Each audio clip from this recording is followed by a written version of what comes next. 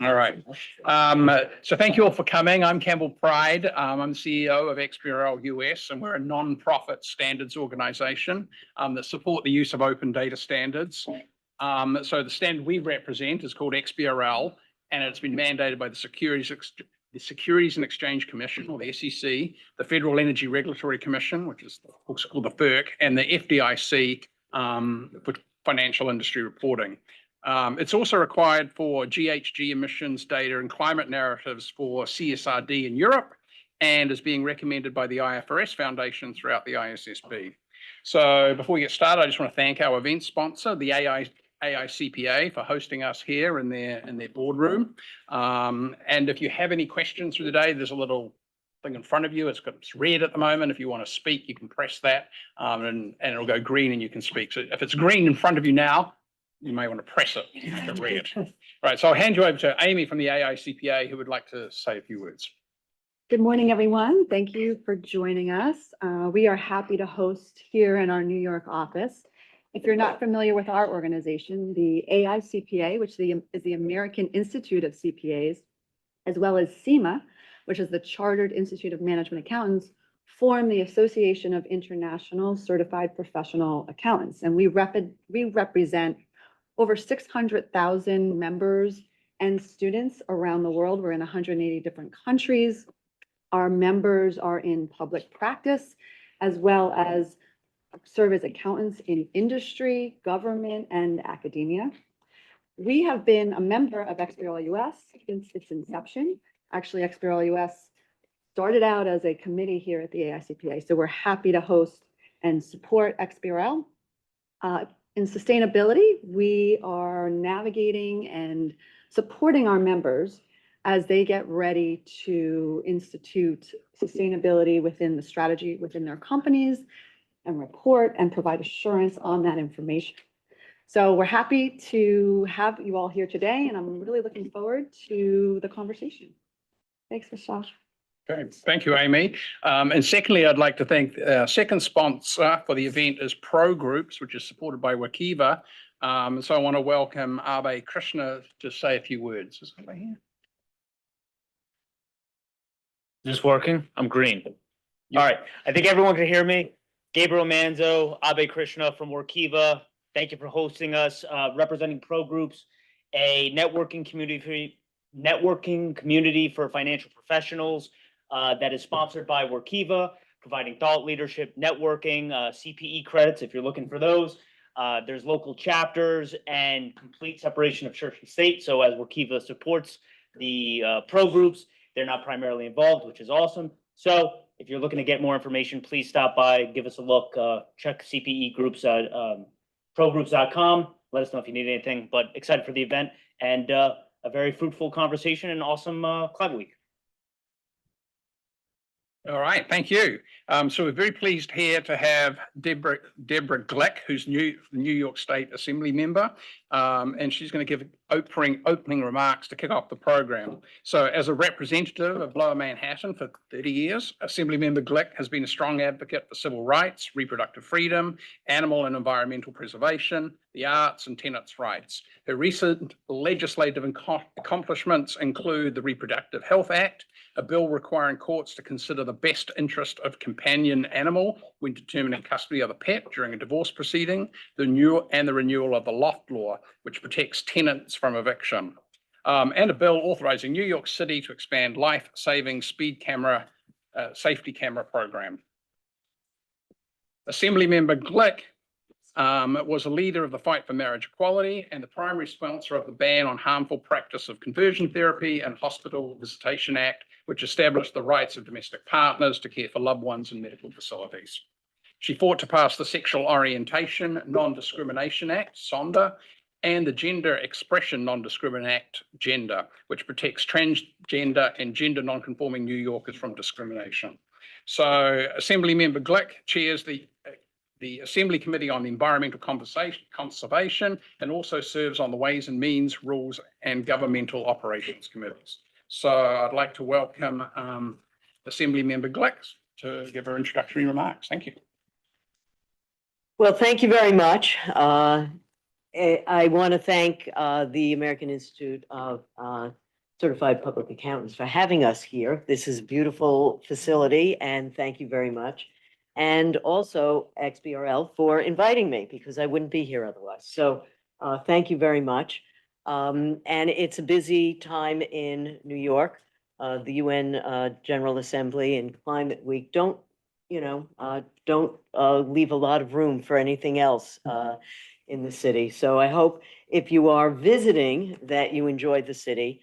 And if you're here regularly, I hope your commute has not been unduly challenging.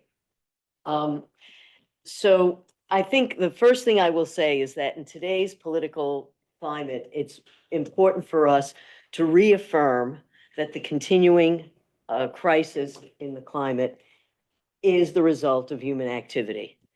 And the reason it's important to do that, aside from climate deniers, is that it means we can change things. We have the ability to have an impact. And so we are endeavoring in many different ways to try to address those concerns. And I would suggest that we also have an obligation to redouble our efforts to address climate change and the ways in which our behavior individually and more broadly on a corporate level needs to change because if we look around, we have drought, we have floods that are unprecedented. And so we really do have to move more aggressively than we have in the past. And it's a little bit surprising, but the complete abdication of responsibility by the Environmental Protection Agency and this current administration's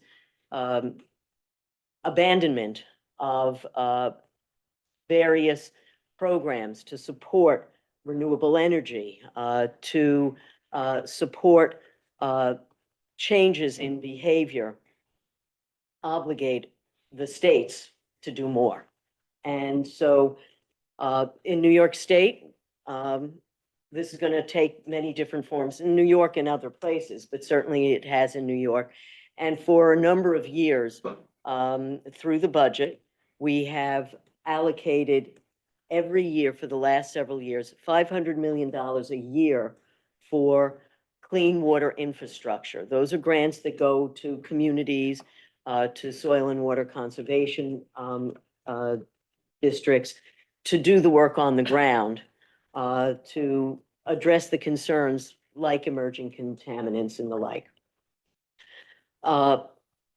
One of the things that will be more challenging as we go forward is we want to help various sectors become more sustainable. And we do that through perhaps changing some changing some laws that are obstacles or barriers to them for them to do so. But in the past, a lot of it was providing financial incentives or direct grants. Starting next year, that may be a little more challenging, depending on what the situation is for the states. One of the things that New York State, that I personally feel is critical for us to do, is to focus our efforts on strengthening our grid. We're asking organizations to withdraw from the use of fossil fuels, which means they're going to have to use electricity. And we're doing that. We've passed an all electric buildings bill, which for all new residential buildings have to go electric. But there has to be the ability to produce that electricity, again, in a sustainable way. So a lot of challenges. But I'm confident that, we're all smart, or at least think we are. And so working together in a collaborative fashion, I think that we have no choice, okay? So there's no planet B, so we have no choice. So humans in general have been a remarkably successful species, perhaps overly successful in some ways. So we can address these concerns working together. And now that the EPA has decided it won't monitor greenhouse gas emissions, it will fall to the states to do this work. And we will have to work with our partners in business. And that brings us to what we are doing. And to be able to measure those greenhouse gas emissions is important, A, for it to be accurate, but B, for it to be available, data to be available, so that it informs our decisions, so that we make good decisions, despite evidence to the contrary in so many ways. But we do endeavor to make good decisions. And it's also important because the public is paying attention. And the public wants to know that results are that businesses claim that they have achieved. They want to see that those are actually done. And it's important to also be able to see the benchmarks and to see the progress. All of us individually, if you do any exercise, it's very reaffirming to see some progress. And so that's true for business as well, and for the public, because the public also in so many ways supports both government and business. So briefly, my bill, and I know I'll be joined by Scott Wiener, State Senator from California. He's in the back of the room. Good to see you. We worked actually off of Scott's work. And so it was very important for us to see that on either side of the country, we're trying to do the same thing. These are very big economies. New York and California are very big economies. So it's important. So we focus on businesses that do over $1 billion annually in revenue. So we're not looking at, mom and pop shops. This is big organizations that have the capacity to do the necessary reporting. And we use the greenhouse gas protocol standards. Important for a few reasons.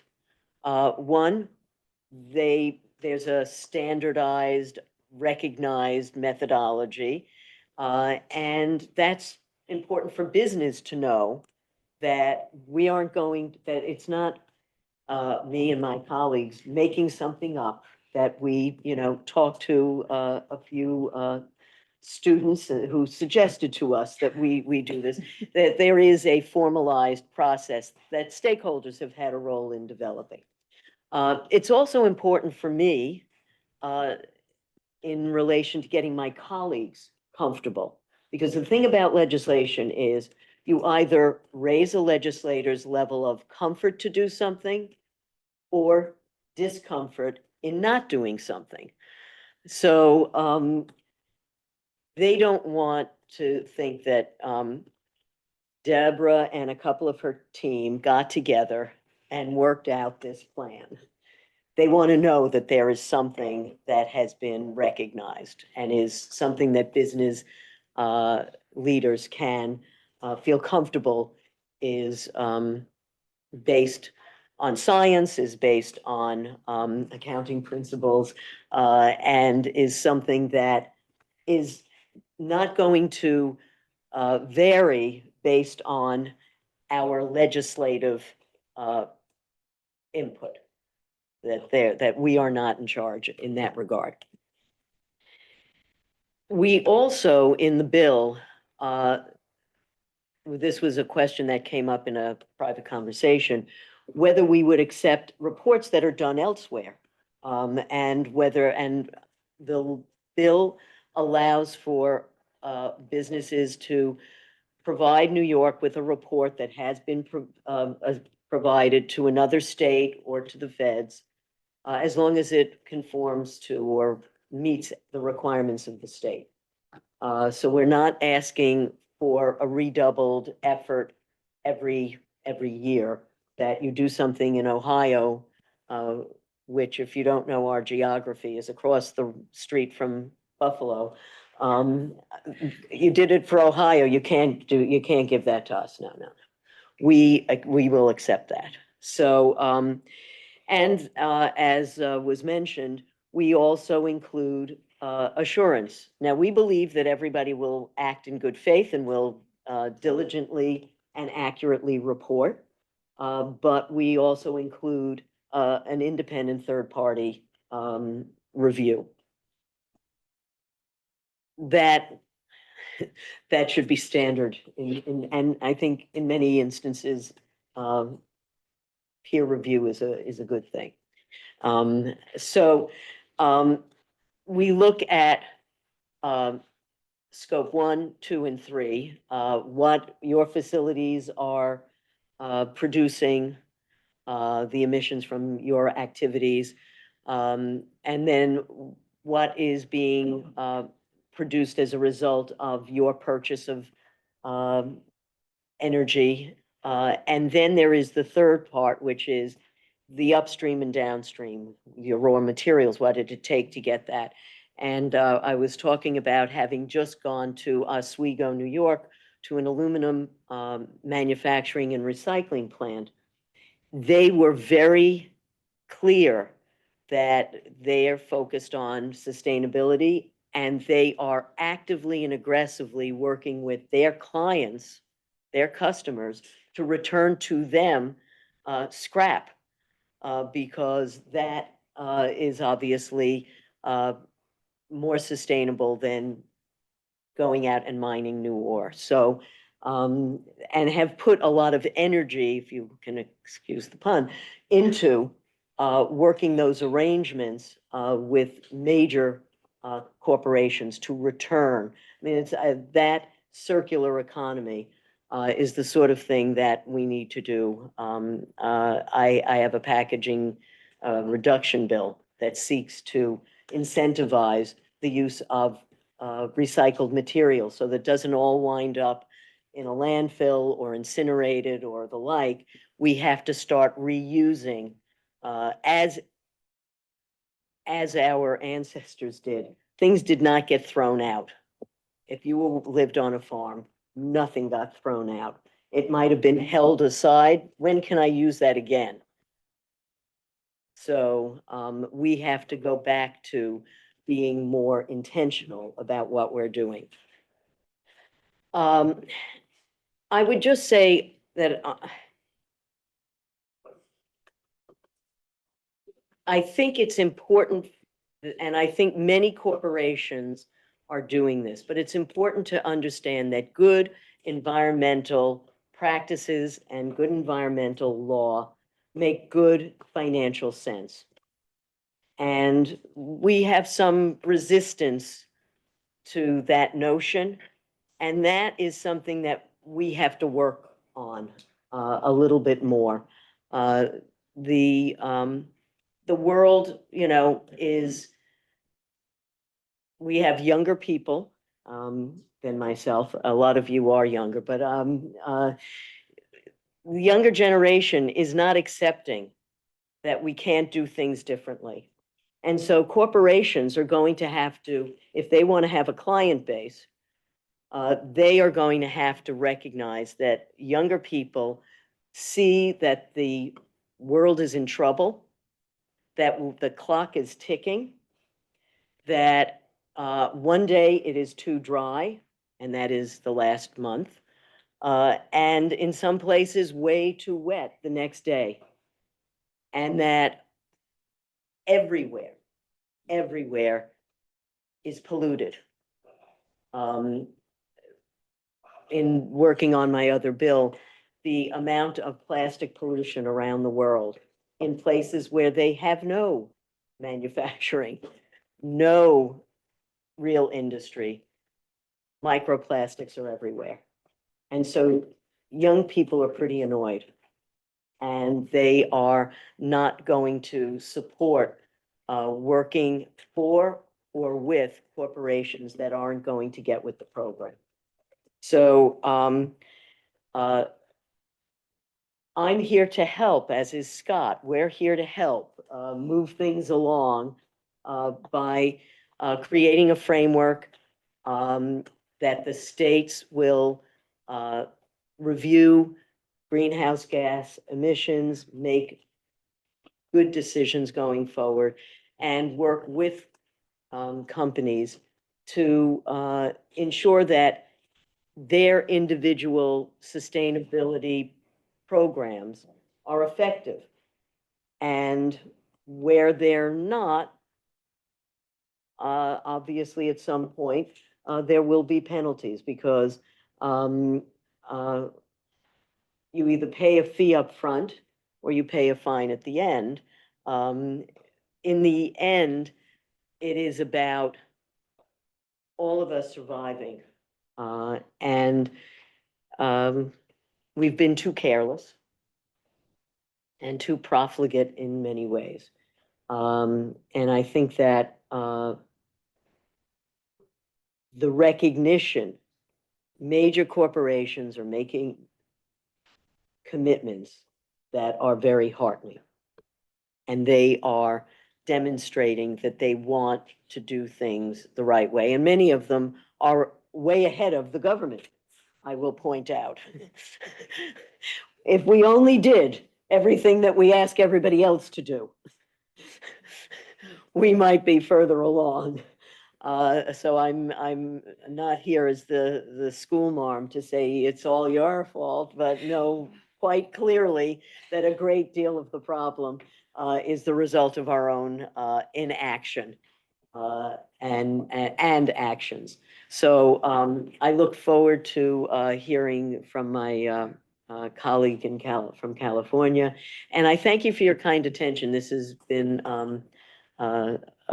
I think a good way to kick off. Thank you.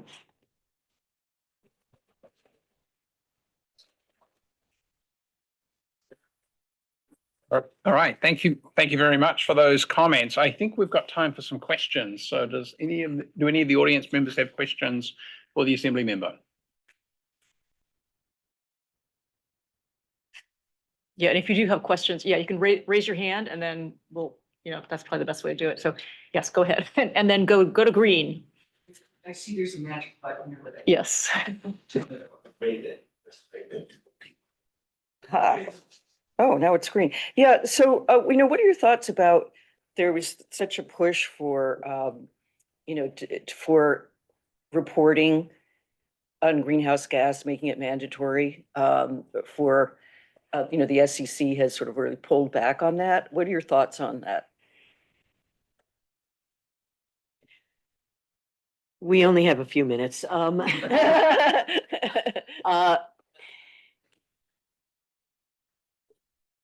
I think regulators should be asking for information that investors need to have. And I think that the investing community, which includes a whole lot of different people and institutions, they want information around sustainability. They want information around greenhouse gas emissions, and they should continue to be required. And I think that the pullback on every level by the current administration is counter to science in many instances, common sense in most. And so I think it's too bad. I think that it means that the corporations that continue to provide information will be those that thrive. Those will be the ones that people will have more faith and confidence in. I may just a quick follow-up on that. I manage and work in the sustainability data space, so I sell climate data to investors. A huge amount of them actually don't want they are not actually buying it. So I think it's a bit of a generalization to say that all investors want it. If you look at the returns of MSCI, Sustainalytics, Morningstar, et cetera, some of these firms, like they have shown there's a bit of a softness, I would say, if I would call it that, in the climate data space, and there has been even before this administration. So I just want to point out, I think it's a little bit of a generalization. Some people don't believe it to be financially material to the bottom line. I appreciate that, and I think that that is certainly what's gotten us to this place where we have a climate crisis, but the government, and it may be why the government is going to have to say, we do need to have this information and do it state by state. If that's inefficient, that's an unnecessary duplication of effort. But I would just suggest that at the end of the day, when there is cleanup from various, and we have seen many, I don't care what happens, après-moi le déluge, attitude on the part of many companies. When there is a cleanup, then they get sued, and somebody has to pay the piper. And sometimes that is the people, and taxpayers are not entertained anymore by having to clean up a mess that has enriched other people through their carelessness or their lack of concern for the climate and the earth. And younger people, there are generational changes, and people aren't going to change dramatically, but nobody has absolute assurance of clean water anymore. And there are health implications. And we see younger people suffering odd spikes in certain kinds of health concerns that we didn't see before. And I think that people will make the connection, as science will make the connection. And over time, that attitude is going to change. You're always going to have some individuals, I say that very politely, I hope that was appreciated. You'll always have some individuals who don't give a damn about how they make their money. But there will be a price to pay for down the line. And so I do think that you will see over time a change in attitude.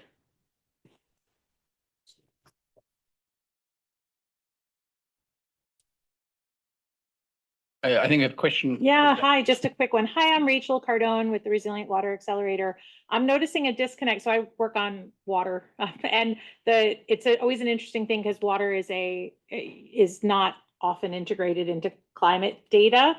And yet it's everything you're saying around heating, droughts, floods, the impact of climate being on water. So I'm just wondering, with respect to the legislation that you're advancing or encouraging, how are you connecting water to the climate story and vice versa in real terms? Well, it might not be specifically in this bill, but water is for our state. When we talk about climate and actions we need to take, a lot of what the state does, we don't run things that much. We run roads and bridges and prisons and some hospitals.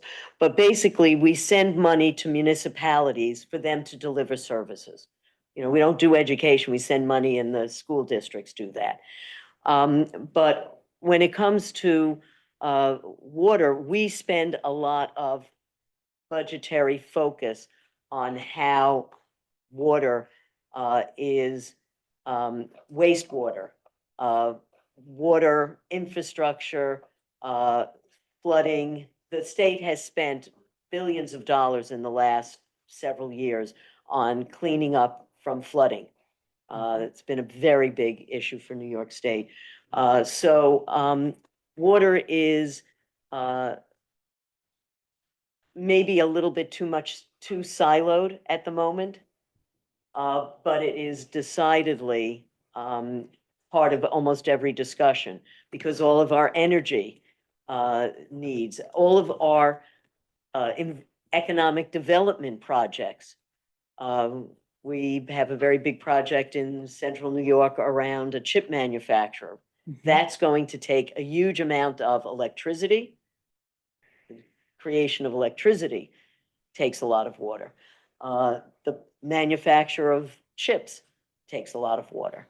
So it's part of all of the discussions, but this particular bill doesn't really connect to it. But all of our discussions around environment, almost all of them touch on water.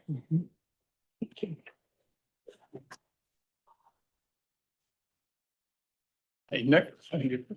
Just a very quick question. So Nick Hart, I lead the Data Foundation. Very much appreciate your thoughts. We do a lot of policy work, and I was really intrigued by your comments that sometimes you can incentivize decision makers you work with or disincentivize them. I don't think that was precisely your word, but sort of how I internalized it. I'm curious in this context around reporting, and particularly as we talk about data standards and the use of data, if there are things in this context around climate and environmental data where you've been successful or observed collaborative areas with those on the other side of the aisle that can be instructive for us as we go forward, and whether or not it's filing a bill or moving a bill, but maybe even conversational or negotiation tactics.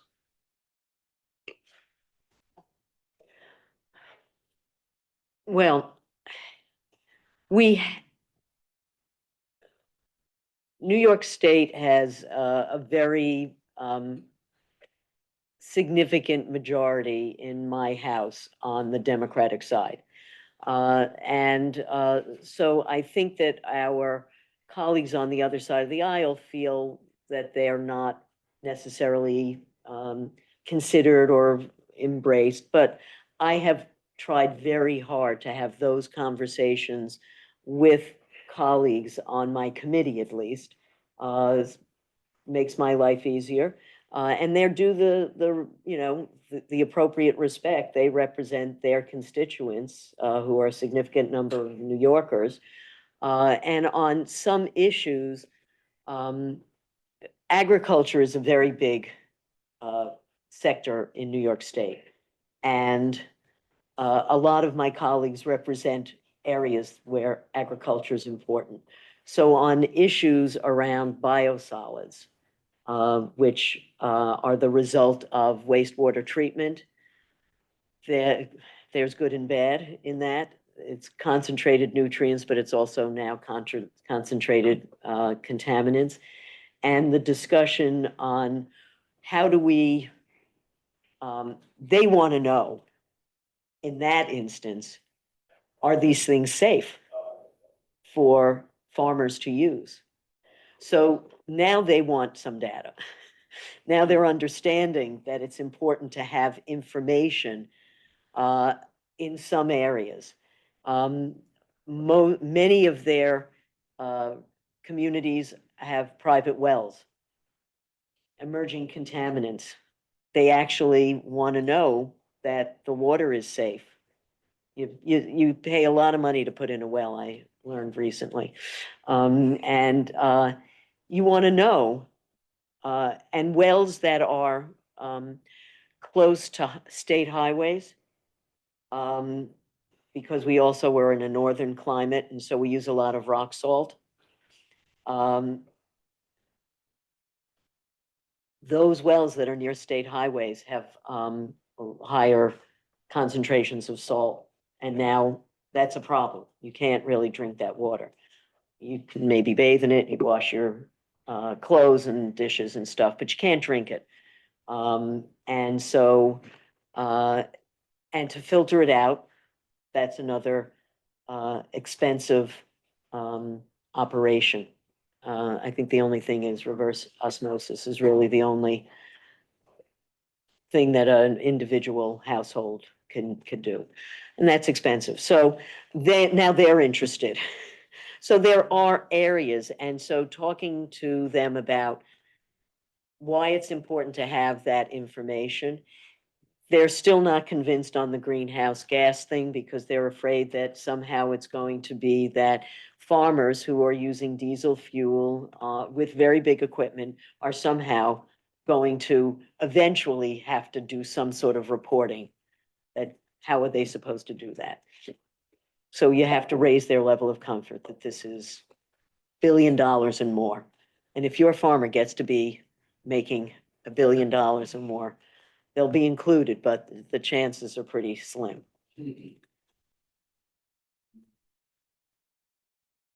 All right, I think we've got time for one more question. Yeah.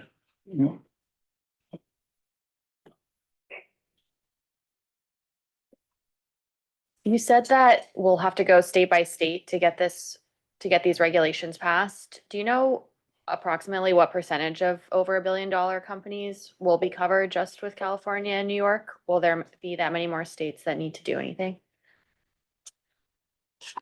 I think what I saw was an estimate that it was, if I'm not mistaken, and Scott can correct me, it was viewed that it was about 5,400 companies were impacted by the California. We haven't done an analysis. We're just assuming that it'll be, we had a different bill that was a climate, sort of a broad climate accountability bill that was passed that I'm sure will be sued on. That was focused on emissions only from the big oil companies. So that I'm sure was a much smaller universe. This is obviously a much larger one. We don't have a number, but we're assuming it's some thousands. All right, I'd like to thank the Assembly member. Thank you, Deborah, for your time. I appreciate it.